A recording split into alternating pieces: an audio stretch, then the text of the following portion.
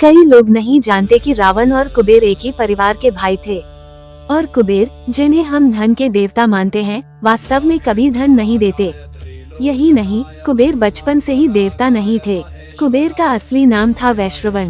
वे महान ऋषि विश्रवा के पुत्र थे। उनका जन्म एक ब्राह्मण परिवार में हुआ, जहाँ धन नहीं, तप, संयम और अनुशासन को जीवन का आधार माना जाता था। ये सबसे बड़ा भ्रम है कि वे जन्म से देवता थे। सच्चाई यह है, कुबेर देवता बनकर पैदा नहीं हुए, उन्होंने तप से देवत्व प्राप्त किया।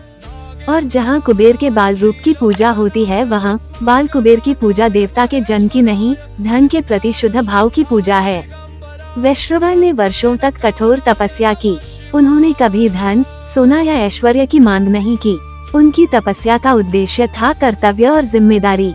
इसी कारण उनकी साधना में अहंकार नहीं, संयम था।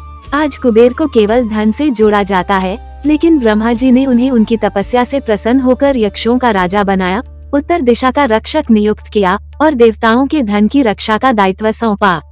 यहीं से वैश्रवण कहलाए कुबेर, जो कि धन के मालिक नहीं, धन के रक्षक है।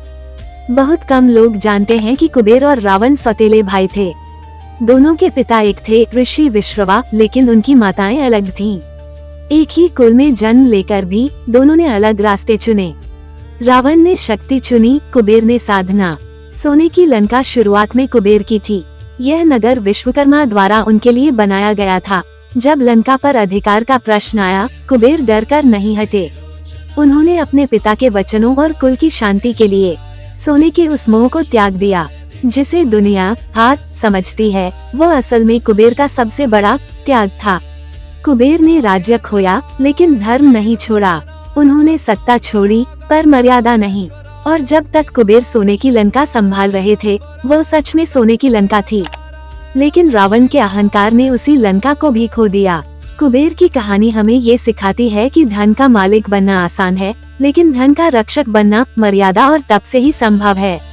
वही कुबेर, जो कभी साधारण ब्राह्मण थे, अपने कर्म, संयम और जिम्मेदारी से देवताओं के धन के संरक्षक बने।